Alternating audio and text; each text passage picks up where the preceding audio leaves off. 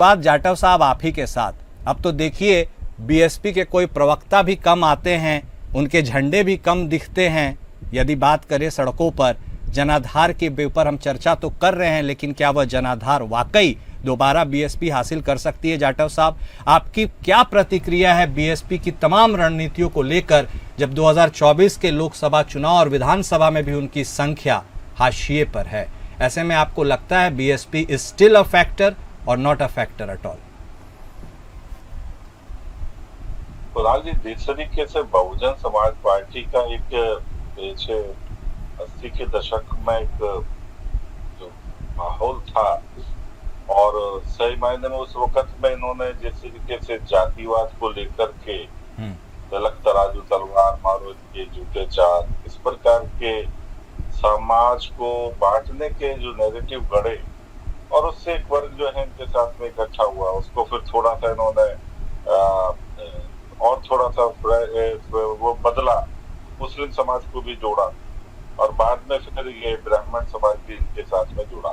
तो ये एक बहुत सरल और आसान तरीका उन्होंने अपनाया समाज को बांट करके राजनीति करने का। इनके काम के पीछे किसी तरीके की आइडियोलॉजी नहीं थी कि इनको समाज का उत्थान किस तरीके से करना, तोड़ना इनकी आइडियोलॉजी। और स्वाभाविक बात है, जो तोड़ने की नीयत से काम करता है वो स्वयं टूटता है। ये बहुजन समाज पार्टी की स्थिति को देख करके आज हमें साफ तौर पर दिखाई दे रहा है। आज बहुजन समाज पार्टी जो है वो अपने अस्तित्व को बचाने के लिए प्रयास कर रही है। कोई इन्होंने नेता नहीं दिए, और नेता देते भी कहां से? लोग आइडियोलॉजी के साथ जोड़ते हैं, आपके पास कोई आइडियोलॉजी तो है नहीं। आज मायावती जी ने जिस तरीके से समाज को डिक्टेटरशिप से मुक्त करके लाना है, आगे बढ़ाना है, ऐसे में वो स्वयं डिक्टेटर बन गई। आज बहुजन समाज पार्टी से उन्होंने एक ऐसा व्यक्ति नहीं तैयार किया जो इस पार्टी का नेतृत्व कर सके। हम इतने समय से मजाक देख रहे हैं, केवल मायावती जी आती हैं और बाहर निकल करके और संबोधन करके चली जाती है। जिस प्रकार से रानी एलिजाबेथ का व्यवहार वैसे मायावती जी का, ठीक है, उनके समाज के लोग खुश होते होंगे। ज्यादातर मैं भी जिस समाज को बिलोंग करता हूँ, मेरे समाज के लोग भी इनके सपोर्टर हैं जी। फैक्ट ये है। तो इनफैक्ट क्या है कि एक बहुत बड़ा वर्ग जो है इनकी इस कार्यशैली से बहुत ज्यादा खुश नहीं।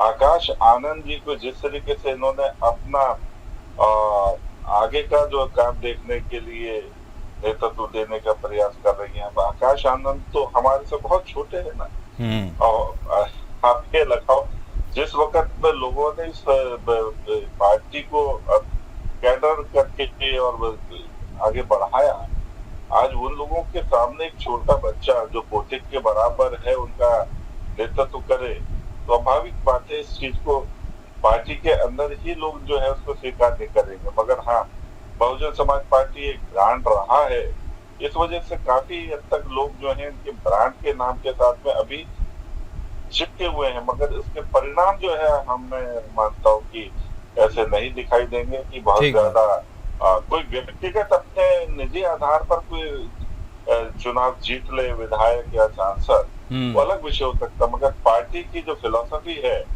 और उसके जो कार्यकर्ताओं का जो इस वक्त पोजीशन है, उसके आधार पर तो मुझे कहीं भी बहुजन समाज पार्टी का कोई बहुत अच्छा भविष्य नहीं दिखेगा। ठीक है, बीएसपी की एग्जिस्टेंस महज कागजों पर नजर आ रही है, ताकत तो लगा रहे हैं, कितना असरदार होगा यह देखना बाकी है अभी। आमतौर पर प्रायः यह आरोप आप पर लगाया जाता है विपक्षी पार्टियों की तरफ से कि आपकी बी टीम के रूप में बहुजन समाजवादी पार्टी काम कर रही है।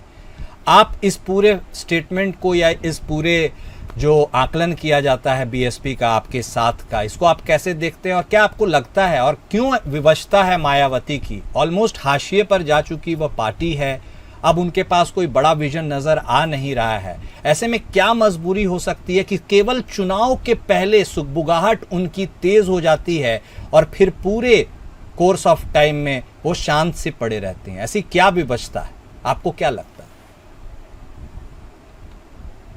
बहुजन समाज पार्टी को बी टीम के रूप में, भाजपा की बी टीम के रूप में जो कहा जाता है, ये बिल्कुल गलत नैरेटिव है। इनफैक्ट लोगों को मालूम नहीं है कि बहुजन समाज पार्टी ये बनी कैसे। देखिए, जिस वक्त इमरजेंसी थी तो 1978 में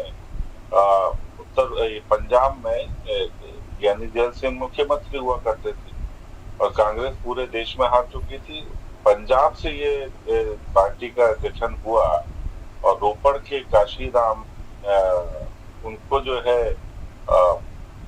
6 दिसंबर 1978 को वाम सेना का अध्यक्ष बने वो, और वहीं 13 अप्रैल 1978 को लिबरेशन खालिस्तान लिबरेशन फ्रंट का गठन हुआ। जनरल सिंह भिंडरावाला वो उसके वो बने, चीफ बने, और ये दोनों को ही पुष्ट करने का काम ज्ञानी जैल सिंह कर रहे थे, क्योंकि वो वहां से, क्योंकि पूरे देश में स्थिति खराब थी कांग्रेस की।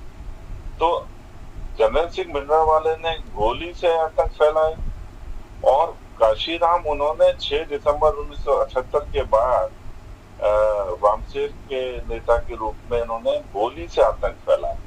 और मैंने कहा ना, तिलक तराजू तलवार मारो इनके जूते चार, ये गोली से जो आतंक है वो चलता रहा। और बहुजन समाज पार्टी से, वामसेर से ये DS4 बना, DS4 से ये बहुजन समाज पार्टी बना।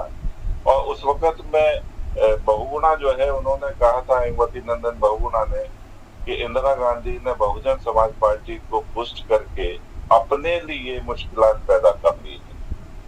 ये बी टीम हमारी नहीं है, ये बी टीम जो है कांग्रेस की है और कांग्रेस ने ही इसको पुष्ट किया। और आज जो जातिवाद का जो जहर है वो इनके द्वारा पुष्ट किया गया। आज राहुल गांधी जी कंधे ऊंचे कर करके, टी शर्ट माए फैला करके एक ही बात करते हैं कि हम जातिगत उसकी व्यवस्था की जो है ना कैलकुलेशन करेंगे। केवल जाति के पीछे ही इनका नैरेटिव इनका चलता है। अच्छा, समाजवादी पार्टी की भी स्थिति यही है।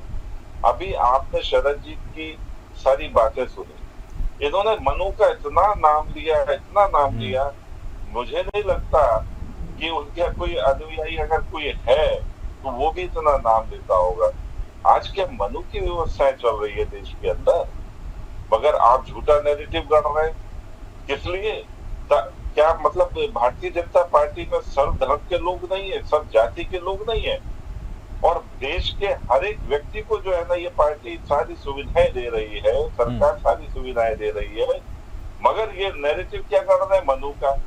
अभी इन्होंने पेट्रोल की भी बात वहां से अमेरिका से आ गई है ना, कि रशिया से जो पेट्रोल लिया जा रहा है उसका लाभ जो है यहाँ के ब्राह्मण्स को मिल रहा है। तो देश को जातीय आधार पर बांटना, इनके पास कोई दिमाग नहीं है, किसी तरीके से कैसे काम करना है बिल्कुल नहीं सोचना, डेवलपमेंट के लिए नहीं सोचना, केवल देश को जाति में तोड़ दो, धर्म में तोड़ दो, यहाँ पर गृह युद्ध कर दो, ये स्थिति है। मतलब शरद जी बहुत अच्छा बोले, मगर उस बोल में जो इनके विचार थे ना वो समाज को बांटने के थे। मनु से नहीं देश चल रहा, ये देश जो है संविधान से चल रहा है, और वो जो संविधान है वो इस देश के सांसदों ने बनाया है और सबकी चिंता करके बनाया है, पूरे देश के रिप्रेजेंटेटिव रूप में बनाया है। ऐसे में मनु का नाम लेकर के तो आप केवल जो है ब्राह्मण स्थितियां पैदा करके देश में गृह युद्ध की स्थिति पैदा करना चाहते हैं। ठीक है शरण साहब, एक वक्त